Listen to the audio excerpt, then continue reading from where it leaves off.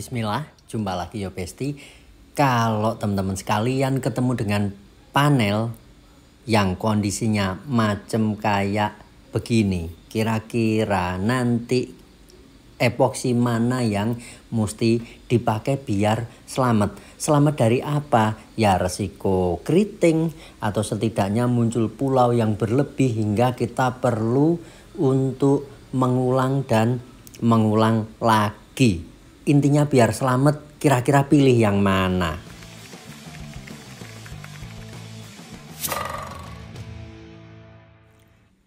Assalamualaikum, jumpa lagi Besti. Lanjut kita ngobrol tentang panel yang ini. Nah, seperti yang teman-teman lihat, ini panel sudah pernah dicat beberapa kali. Terlihat ada beberapa lapisan yang dia tampil ada sedikit kinclong, berarti itu area clear coat. Ada juga yang terlihat kusem tapi berwarna, berarti itu cat yang sudah pernah ditembakkan. Nah, kalau ketemu panel dengan kondisi seperti ini, dari yang kami jalani, dari yang kami jumpai di lapangan, ini panel resiko banget untuk bikin kita mumet. Kenapa bikin mumet? Ya karena dari lapisan yang sudah teriris, yang sudah kita amplas akhirnya tampil macam kayak kue lapis. Ini lapisan nanti kalau kita tembak epoksi, yang tentunya epoksinya dikasih thinner. Nah, thinner yang kecampur epoksi tadi bakal ada ngeresep di celah-celah lapisan cat yang lama, di sela-sela lapisan clear coat yang lama yang sudah ada di panel. Ini bakal jadi biang korek munculnya mumet kita, yaitu ketika lapisan tersebut kena timpa thinner, biasanya dia akan jadi lumer, akan jadi lembek. Nah, ketika dia lembek, kalau epoksinya terlalu cepat kering, biasanya akan muncul gejala retak seperti sawah yang lagi kekeringan. Kenapa sampai muncul retak seperti sawah yang lagi kekeringan? Karena waktu permukaan cat lama kena thinner dan dia lumer, kemudian di atasnya ada epoksi yang terlalu cepat kering. Begitu epoksinya sudah kering, lapisan yang lumer tadi masih butuh untuk gerak. Nah, ini yang akhirnya bikin muncul retak. Mumet toh Besti?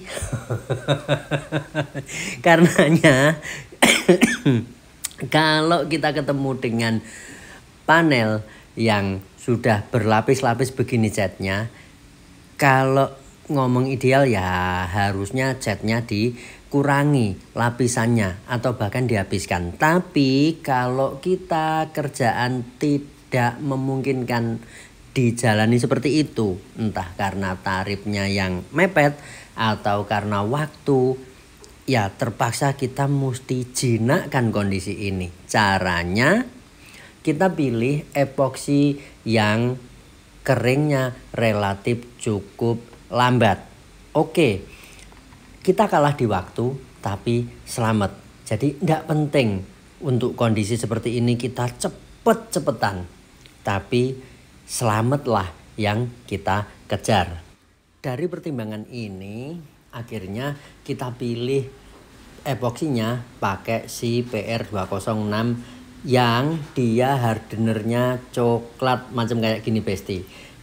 Jadi secara umum epoksi ya kita kenal ada dua macam, yang hardenernya coklat macam begini atau sering dibilang epoksi NC yang dia rata-rata keringnya cukup lambat, dan satu lagi ada epoksi yang hardenernya bening, dia biasanya lebih cepat kering dibanding dengan yang obat coklat macam kayak gini.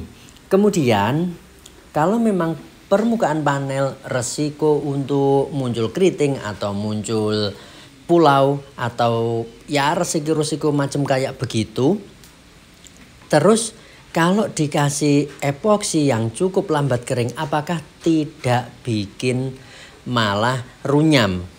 Kita bisa antisipasi dengan pemakaian thinner yang keringnya cukup cepat. Karenanya di acara kali ini kita pakai fast thinner. Jadi setidaknya kalau dikasih thinner yang cukup cepat kering, nanti epoksi bakal tidak terlalu lambat keringnya. Dan thinner juga akan lebih cepat nguap dibanding dengan yang lebih slow. Kemudian rasio thinner juga dikasih jangan terlalu banyak. Ukuran terlalu banyaknya ini seberapa?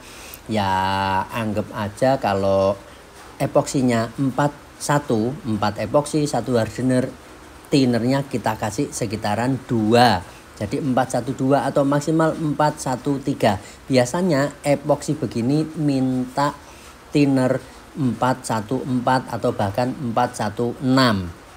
Dengan dikasih thinner yang lebih sedikit, kita sudah satu langkah punya antisipasi dari resiko-resiko yang akan muncul. Berikutnya, selain dari pemilihan thinner dan rasio thinner yang dimainkan, kita juga bisa antisipasi melalui langkah aplikasi epoksinya. Alias cara nembaknya kita bikin menyesuaikan kondisi panel. Jadi misal kita biasanya nembak epoksi langsung mode basah. Nah ukuran basah ini misal kalau di acara kali ini kita pakai si SATA 3000 nozzle 14 RP. Ini kalau mode basah gitu kita buka jarumnya full wide open. Biar cairan bisa cepet tebel nempel ke permukaan panel. Nah kalau di acara macam gini kita antisipasi dengan jarumnya dibuka tidak full wide open, cukup di sekitaran 1,5 ulir dari nutup pol. Terus nembaknya ndak pakai mode langsung basah kuyup. Seperti tadi teman-teman lihat ya, meskipun terlihat basah dia enggak yang basahnya banget. Terus setelah kita tembak satu lapis, mesti sabar untuk tunggu lapisan yang pertama tadi cukup kering atau thinnernya tunggu sampai nguap dengan ideal. Ukurannya seperti yang tadi teman-teman lihat, sebelum kita tembak lapis kedua ini permukaan panel sudah terlihat cukup ngedop, alias kilap dari epoksi sudah menurun atau bahkan sudah hilang. Di lapis kedua pun kita nembak ndak boleh langsung tebel banget. Jadi mesti bener-bener sabar kalau sudah ketemu macam gini yo besti. Ndak apa-apa kita yo alon-alon, yang penting selamat ngono besti. Karena kalau sampai keriting yo bakal mumet banget. Nah berikutnya di lapis ketiga ini setelah jedanya cukup ya, teman-teman bisa lihat permukaan panel epoksinya sudah terlihat ngedop. Kita butuh lapisan yang cukup padat. Kenapa? Karena kalau epoksi tidak ditembak dengan cukup padat, nanti waktu setelah diamplas biasanya tetap menyisakan rongga atau pori-pori yang cukup gede, yang kalau nanti kita tembak cat, ini pori-pori akan bikin partikel catnya jadi kurang rapi atau kacau. Karena partikel cat ada ngerembes, ngeresep di pori-pori epoksi yang cukup gede. Nah, hasil tembakan dari lapis yang ketiga kita dapat macam kayak begini. Oke, terlihat mulau-mulau. It's okay, ndak apa-apa, yang penting ndak sampai keriting. Dan kalaupun terlihat sedikit mulau, nanti bisa diakali dengan diplamir dempul sedikit gitu sebagai rambu-rambu waktu kita ngamplas.